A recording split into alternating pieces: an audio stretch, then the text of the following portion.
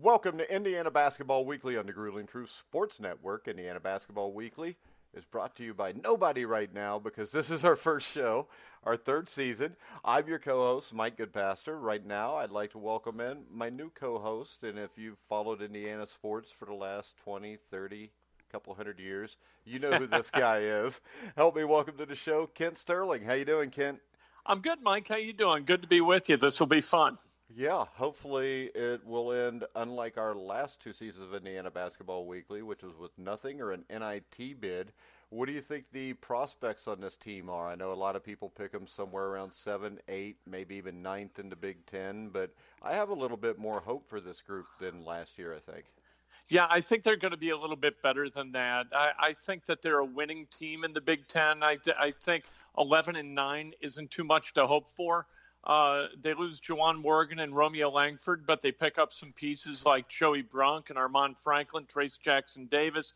Everybody else is a year older and hopefully a year more mature and a year better. And maybe this team will fit a little bit better. We can hope that it'll fit a little bit better and that it'll reflect the toughness that I think we expect out of an Archie Miller team. I think that that's what's been missing over the course of the last couple of years. We think that Archie's going to bring kind of that Dayton level of toughness into Indiana. We really haven't had it. And that's kind of that missing piece where we got to see it before we start to think, grand thoughts about this program.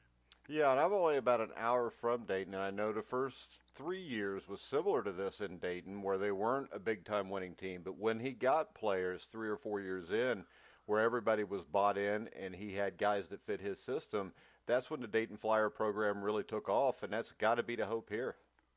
And these guys, I love the guys that he's picked up in Indiana, especially during this recruiting class. I think Trace Jackson Davis has the makings of a tough kid, and I spent a lot of time watching Armand Franklin over the past 2 years at Cathedral, and he's definitively tough, and he's one of those guys who in the rankings really kind of – I never trust the rankings anyway. But you look at the rankings and you think, okay, this is a guy who, if he contributes ever in 4 years, you're going to feel pretty good about him. But I'm telling you, after watching him, he didn't worry about that kind of thing. He's not a stat stuffer as a high school kid. What he was a scrappy guy who did a lot of the little things, including a lot of the big things. He can score, he can rebound, but he was really a cerebral player and a guy who was very, very tough for Jason Delaney's Cathedral team. Yeah, and I've heard a few different IU podcasts where they doubt Archie Miller. I don't doubt Archie Miller because he coaches toughness, and that's what Indiana basketball from 1972 up until 2000 was basically based on. So I think if people just give him some time here, I think they're going to like the results from this team over the next couple of years. And I think, this thing could have gone one of two ways, Mike.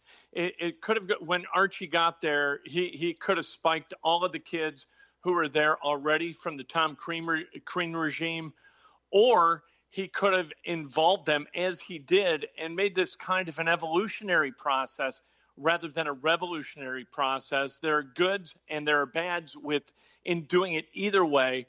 I think he did it probably the best way, but at the same time, Crean and Miller, they don't prize the same things. So you've got guys still like Devante Green and like, maybe Deron Davis who aren't prototypical Archie Miller guys, but they're making do with those guys in this period of transition. And I think, it could have gone better. You might have gotten more out of Romeo Langford if he wouldn't have been hurt and if he would have played more consistently. But you know what? That's the way it goes. Nobody was bitching and moaning when Romeo got signed after we saw what a freshman does in the Big Ten and how difficult it is to play at that level. Then we kind of bitched and moaned a little bit, but now that's behind us. And we got a bunch of kids who are bought in for this season and seasons beyond. Yeah, and I think that's huge, having guys that are bought in, that are committed to the program. And when you look at this Indiana basketball schedule, My question is, Yeah. when I grew up, this is not what an Indiana basketball season or schedule was preseason wise. But I think with this team and how young this team is, I don't think it's necessarily a terrible thing. I would like to see a few tougher games, but you start off with the Western Illinois, Portland States, North Alabama, Troy, Princeton, Louisiana Tech, San Diego State, before you get to Florida State, who was probably the first really top-notch team on their schedule. What do you think about the schedule leading into the Big Ten? Do you think it gets them ready?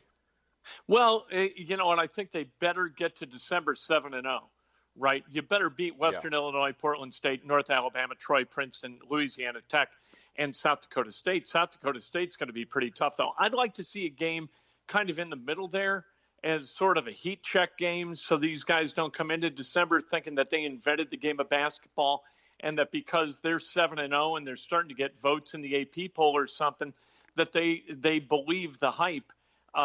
This team is not going to be worthy of a whole lot of hype, and I think it would be to their detriment if they get to the end of November and they start to believe that they are much better than they are just because they're beating bad teams.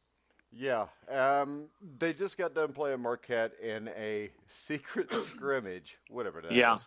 And despite the 72-69 loss, the Hoosiers were shorthanded as the starting backcourt of Rob Phinisee and Devante Green were held out of the game, minor injuries. A lot of newcomers had very good first showings, including Armand, who you talked about before, Armand Franklin. And when you look at this, I don't think there's much to take away from a secret scrimmage where you're missing your starting backcourt. And also, we didn't see the game. We basically can just read a box score. The thing that stood out to me was the missed free throws, but I'm also going to give that a little caveat as Phinisee and Green were probably the two best free throw shooters last year. So I think if you include them in this mix, it's probably not as bad as it looks. But what's your take on the secret scrimmage? I thought the same thing. I thought 24 of 43 from the line in anything is abysmal, and you've got to be able to fix that. And that was something that was a sore spot last year. The free throw shooting wasn't good. It's got to be better. You can't turn away from free points. You know, if you get to the line 40 times, you'd better net 30 of those 40. But I'll say this about secret scrimmages is when my son played at Loyola of Chicago a few years ago, they had a secret scrimmage against Illinois State, and he had 26 points. I'm not sure in his entire career at Loyola he scored 26 points. So either the coach at Loyola was a moron for not seeing what my son could do by watching that secret scrimmage, or secret scrimmages really don't mean a hell of a lot. And it's not a matter of competing. It's a matter of trying to get your execution down. I know that the way it used to run, I don't know if they do this any longer. The coaches kind of get together and they decide, okay, in the first 10-minute period, we're going to go all zone. In the second 10-minute period, we're going to be all man. It's very controlled. And to try to look at these scrimmages, and especially not having seen it, derive some kind of wisdom from it, I think is foolish. But we can look at the box and you can see Franklin with 14, and you see Durham and Bronk and Jackson Davis with 11 each. You look at the fouls and you see, Jackson Davis with 5. You see Joey Bronk with 6. You see Al Durham with 5. You don't like to see that too much. You'd like to have these guys play it smart and in the way you want to see them play in the regular season and try to defend without fouling. But you look at Demezy Anderson, he's 0 for 4 from the line, and they weren't good from the line. Bronk 5 of 8. You can't have that. And you start to think, okay, well, what do we got in a guy like Justin Smith in a scrimmage like this? He shoots it 10 times, which led the team, but only had 9 points. And you really start to wonder, okay, we need Devante Green to shoot it really well. He's got to spread the defense. We need Justin Smith to play every game like it means something to him. And we've gotten to the point, I think, with Indiana basketball where we're starting to project these needs upon kids, and I think rightly so. And I think we better start seeing a different level of intensity from Justin and a different level of consistency from Devante. And if you look at Demezy Anderson and you watch the way he shoots the basketball, he's all over the place with his shot. And he came in as a guy who was going to be 6'8" and spread the defense, and he hadn't been that at all. So you start to tally up the kind of the credits and the debits, and you say, okay, what is this team going to be? None of these guys ranked in the top 100 players at CBS.com in the nation. And so given that lack of obvious talent, they've got to come together with intensity and toughness and all those intangibles if they're going to make their dreams and ours come true. Now, Anderson's a guy who came in with the MO that he could shoot the ball. And we have not seen that. He's been all over the place with that. Do you think, because with me, when I watched him last year, it almost seemed like a confidence issue where he shot the ball, he was hoping it would go in, where in high school he probably knows it's going in. And do you think that's maybe the difference in high school? He's the go-to guy. He's getting a lot of shots. He gets in a rhythm. And without that rhythm, he's not as effective. That's a really tough thing. It's really hard to go from a place where maybe you're averaging 18 shots a night to coming off the bench and you're going to put up 4. You know, it's really tough to develop any kind of consistency in your stroke under duress in those circumstances. And maybe that is the deal with Demezi. That's why recruiting's a crapshoot.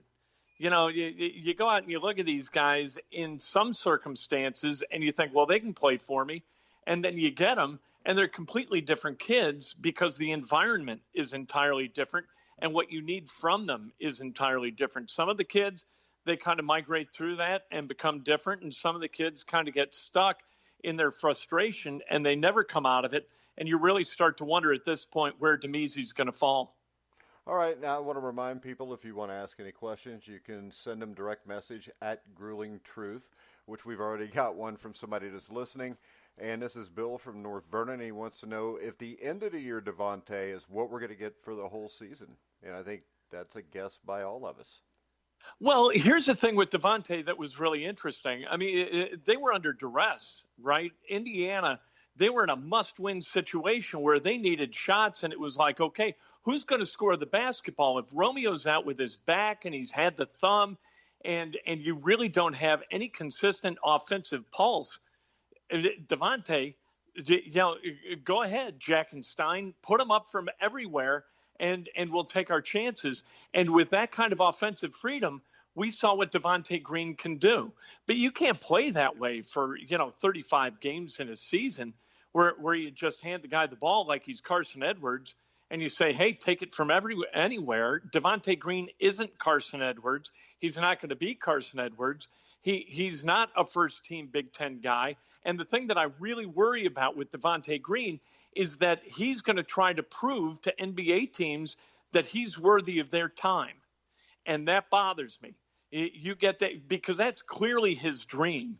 He clearly has kind of the physical characteristics of a kid who might have a career in professional basketball at the highest level. But if he tries to prove it, instead of being a team-first guy, he could really kind of suck the energy out of this team. The thing that I like in what I'm hearing from Bloomington is that he's grown up. And anybody you talk to talks about his maturity and how he's become a better leader and how he's become a better teammate. And I hope that that's true because it's going to have to be if Indiana's going to finish with a winning record in the Big Ten. All right, so Bill from North Vernon, thanks for the question. And remember, at Grueling Truth. And obviously a lot of the scoring is going to be attached to Devante Green's name. I think a big question here is who can be the consistent secondary scorer after him. And two guys I look at are kind of Al Durham and Joey Bronk. Yeah, I think Joey's got to get good numbers. And I think Trace Jackson Davis, too. And what they need out of Trace Jackson Davis is maybe a spread 4 type guy. They've got Duran and they've got Joey down low. And if they can kind of get Trace Jackson Davis's mid-range game in gear and kind of spread defenses, that's a good thing. Durham is going to have to score a little bit. I think it's going to have to be offense by committee. And Archie's talking about Devante being sort of the featured artist in the backcourt, and that's fine. But I think it's going to have to be – this team's going to, as a collective, is going to have to be better than the sum of its parts. Because right now you look at this team, and even last year they finished, 8-12 in the Big Ten. And you had Romeo Langford, who was a lottery guy, and you had a guy like Juwan Morgan, who projected at some level of being a pro, whether it's in the G League or in Europe, but eventually maybe an NBA career. And as you look at this team, at least the upperclassmen on this team, you don't see anybody who's necessarily projecting at that level. And so you better figure out as a collective how you're going to beat teams that are going to be more talented than you are. Yeah, and I think a guy that plays into that is, as I just mentioned, Joey Bronk, because I think that's a guy who played in the Big East. He played at Butler. He's been in the NCAA tournament, and this is a guy that I think needs to take over a leadership role that Indiana's been sorely lacking the last year or two. Yeah, and he's just a great kid, and you hope through his development and the adversity that he's faced with the loss of his dad that he becomes a bit more urgent in the way he plays. I think at Butler you saw that over the last couple of years, and he's sort of migrated from being kind of a passive kid who is thinking about other things into a guy who's like, okay, let's go. Now's the time. And when you talk to him down in Bloomington, that's kind of the idea that you get, is that that's where he is. And they need a vocal guy, and Joey's vocal, and Joey's funny, and Joey's smart. And I think in that locker room, he's going to be a key component, because the two that they lost from last year, the two big ones, you know, in losing Romeo and losing Jawan. Yet I spent some time with Romeo Langford trying to coach him up as to how to deal with media down at New Albany High School. And because I'm a New Albany graduate, and he was in the radio program I graduated from, so I spent time with him, and he was very attentive, and he listened closely, but he didn't say two words. I mean, he's the quietest kid you've ever met in your life. And Juwan Morgan, really, really quiet kid, that I can't imagine that there was almost any noise in that locker room at all from anybody. And this year, that's got to be different. That was one of those things that was missing, and not necessarily camaraderie, but like with the Cubs hiring David Ross. You're going to get David Ross as a guy who can go a little bit red ass and tell people what they need to do as the manager of the Cubs, just like he did as a player. You need somebody in that locker room who's going to get sideways with people once in a while and extract their best and communicate to them the understanding that when you don't play at your best level, you not only reflect upon us negatively, you cause us negative results, and we're not going to have it. And if Bronk winds up being one of those kids, or if Franklin winds up being one of those kids, then I think you're in okay shape, and you can burst through that membrane from people who play at basketball to people who compete at it. Yeah, and I think Al Durham is a guy who could have a breakout season, and the great thing with him is he needs to be the guy who can be that wing scorer that stretches the defense to keep them honest, especially inside, because we saw last year where teams were able to just kind of slump off and everybody kind of guard Juwan Morgan. Al Durham, I think, is a huge one here, and he's also, I think he's a good kid. I think that he's probably more of a quiet leader, but he can have a big hand in this season being a success. And he's a kid who can get to the rim a little bit, and that's key, because they don't have a lot of slasher types. You know, the way these teams at Indiana used to be built, you needed a guy like Ricky Callaway, right, at some point, who could kind of get to the rim, put it on the deck, and break down his guy and work a matchup. And I think Al Durham's capable of that kind of play. Yeah, and Rob Finney, we saw last year, I mean, everything kind of fell apart when he got hurt after that Butler win. And the question here is from Will in Mooresville, who says, can IU sustain an injury to Rob Finney with the backcourt as is? I think it can be okay, but it's not going to be as good. I don't think that you're going to see kind of the same level of play by anybody who comes in and runs the point for Rob, whether it's Devante or whether it's Durham. I think Rob Finney, from a leadership perspective, and from the perspective of a guy who can knock down big shots and kind of get in the grill of his opposite point guard, I think that's critical for Indiana. I think that his development as a leader and as a point guard and his availability as a point guard, if you think that Indiana is going to go 12-8, you think that Rob Finney is going to play in 20 Big Ten games, because if he doesn't, they're not going to go 12-8. What about Armand Franklin? Because I think he comes in here as a much better ball handler than Langford. Yeah. was, especially when it comes to getting the offense into their sets. So I would really like to see them take him, even though he's a freshman, especially early in the season when the schedule's not real tough, and maybe work him in so he's kind of a third alternative at the point guard position. And I think he's a guy, too, and you make a great point.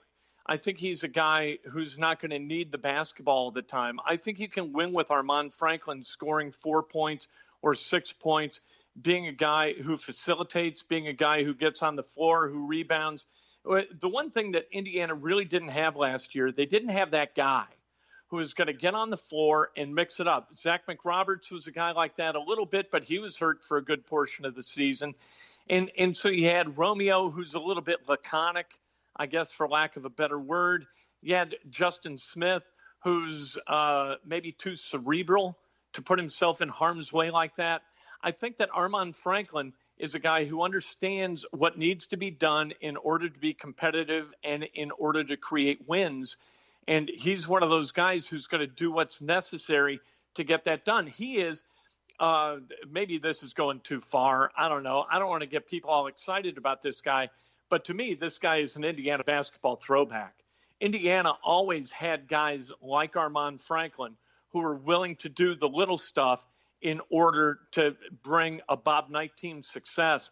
And I think that Armand Franklin being recruited to Indiana is a big deal for me in my belief of Archie Miller, because it shows me that Archie Miller understands what kind of a guy you need to be able to win in Bloomington at Indiana.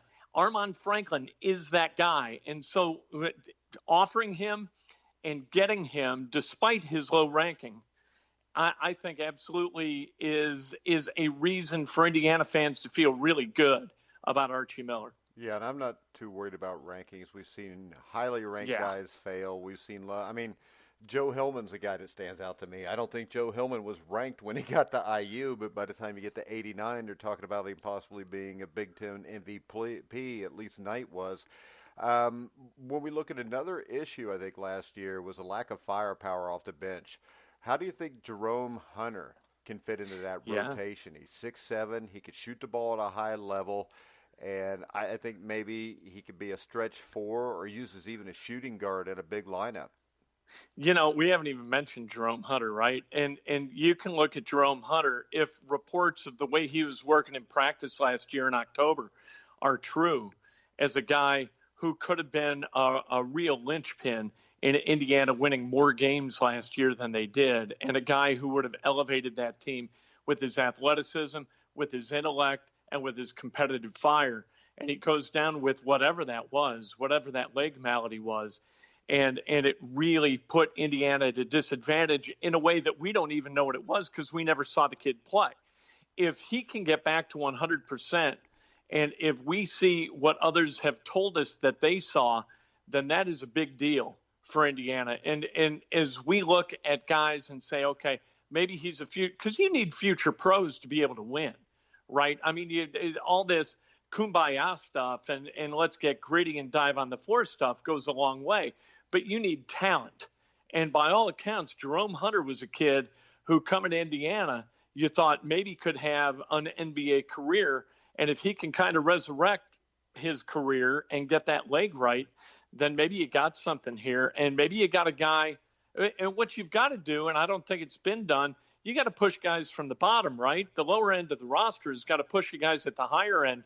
And maybe Hunter is the kid who can kind of push Justin Smith to raise his game and become a difference maker himself. So maybe it'll be Justin not only being good for Indiana as being who he is, but maybe by being there, he can get some other guys to climb on board and get better too. Yeah, and in the end, to have a great team, that's what you need. You need everybody pushing everybody, and you need enough depth to do that. Let's wrap this up with a little recruiting angle here, because it's been a couple weekends since the Hoosiers have played host to a big-time recruit.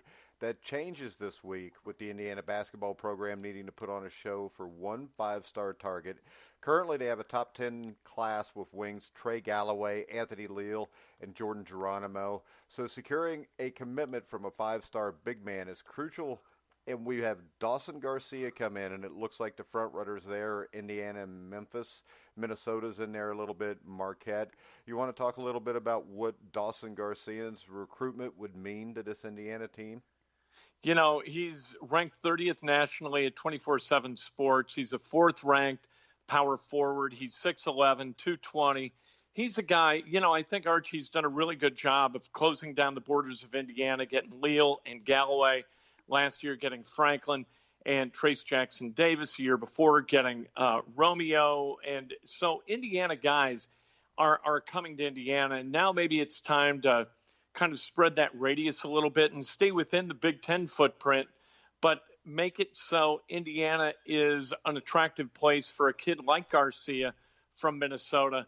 And they're getting the guys 6'6", 6'7", right? But we really haven't gotten a big. They took a flyer on Forrester and on Clifton Moore, and we've seen guys come in at 6'11", 7 feet and wash out. Priller, April, these guys.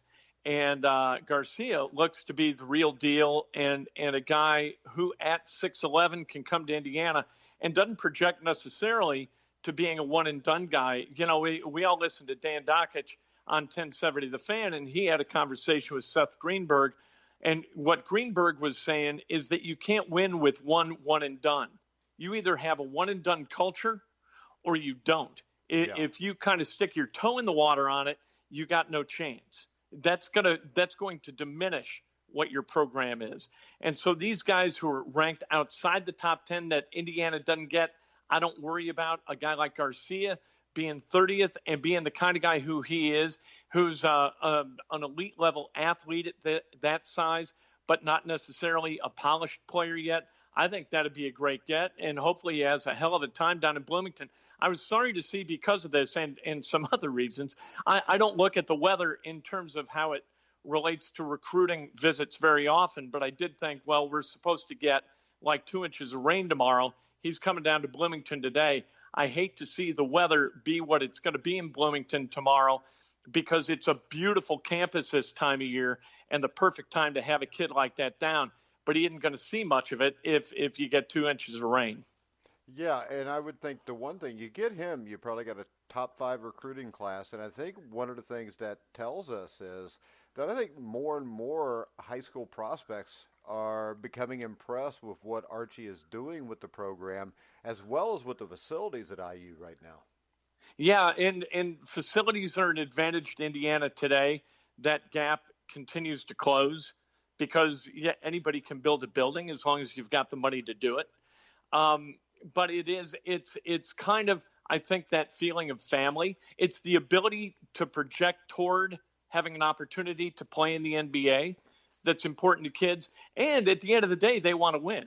And so early on in Archie's regime, he can come in and say, look, we're changing it.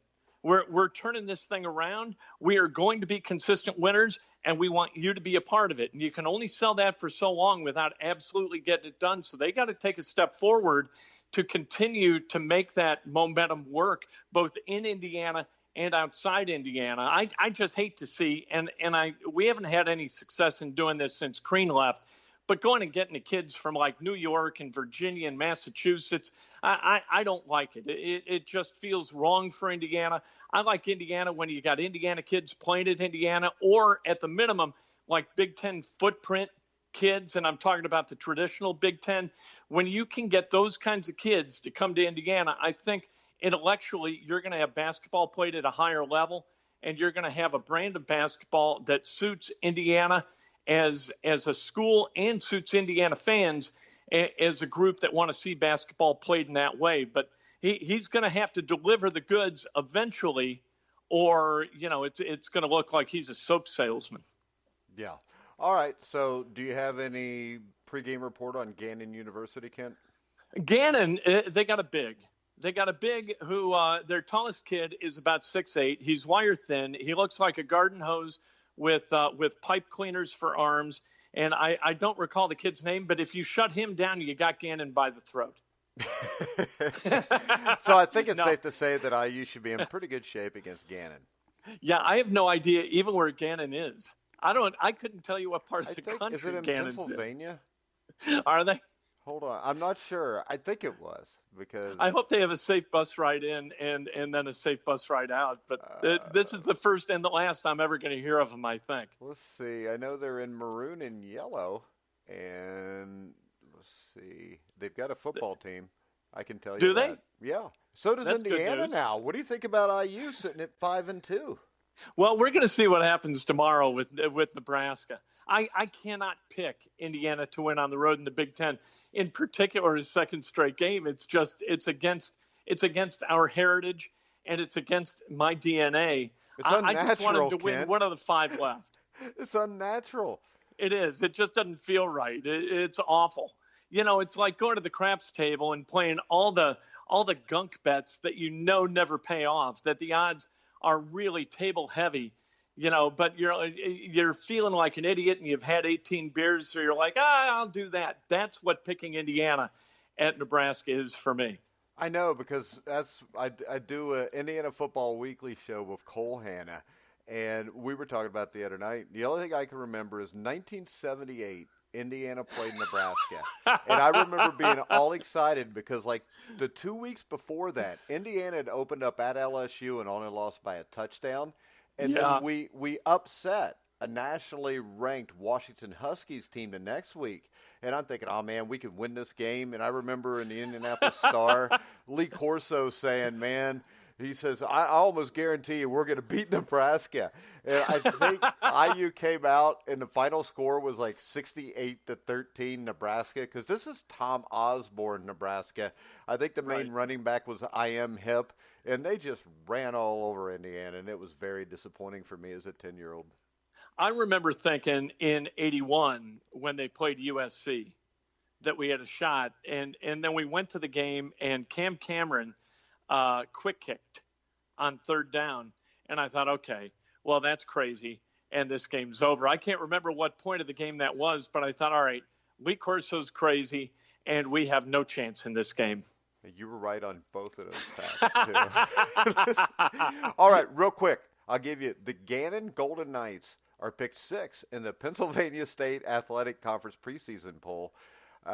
Indiana of Pennsylvania is the defending PSAC champions. Slippery Rock is tapped 2nd, while Pittsburgh Johnstown rounded out the top 3.